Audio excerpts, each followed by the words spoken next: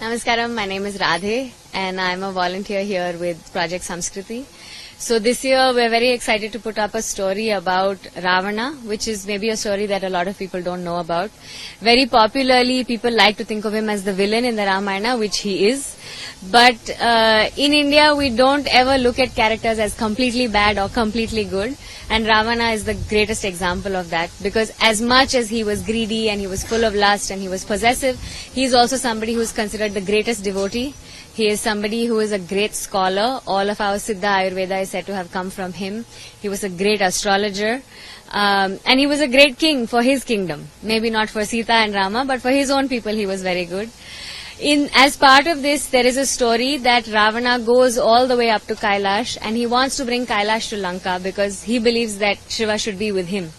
So he goes to Lanka and he picks up, So he goes to Kailash and he picks up the mountain and Shiva just presses his toe down and the whole mountain falls on his hand.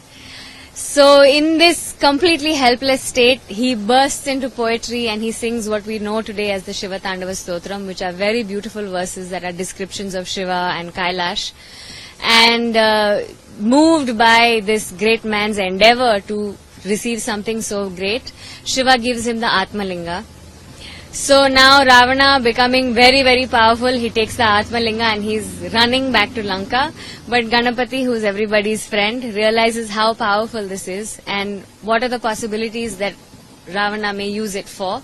And so he fools Ravana into giving him the Atmalinga and places it down where the Atmalinga establishes itself. We say that this happened in Gokarna. So this is roughly the story of what we're planning to present. This year is unique because it's not only a Bharatanatyam piece, because we have some very wonderful martial artists in Samskriti. So it's a blend of both Kalaripayattu and Bharatanatyam. We try to get some time from Sadhguru to come and watch the production before we put it on stage, because he has a certain insight and a certain way of looking at visuals also.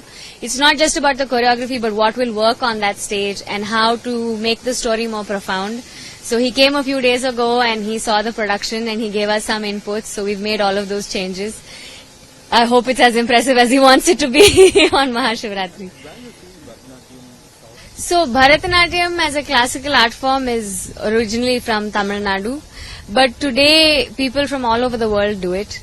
And I think this is the beauty of all our Indian art forms, especially the classical art forms, that you are able to use a classical art form not just to talk about something that may have happened in the past, but so many dancers today talk about issues that are happening today. Some people do things that are very, about women's issues. Some people do about poverty. Some people do about war. And then, of course, there are more traditional pieces that a lot of people perform. Some people do use it as humor. So as long as you know the art form, you can really play around with it and make it for whatever kind of audience you have. So when they had decided on the theme, I didn't really know about it. But this is a story that I thought would be nice to present, because more and more in today's world, people are starting to talk about good people and bad people. But in the Indian subcontinent, we have always known that nobody is 100% good or 100% bad. And all of our great gods and asuras and everybody, we have always seen both qualities of them. And Ravana is a perfect example of that he can be everything all at once. So yes, of course, so many things that he did in his life made him a villain long term. But he was also a devotee. He was also a great scholar. And I think it's important that we recognize that in each and every one of us, we are all kinds of people. One day we're very nice, one day we're very horrible, depending on what situation we're in. So I think it's a celebration of that.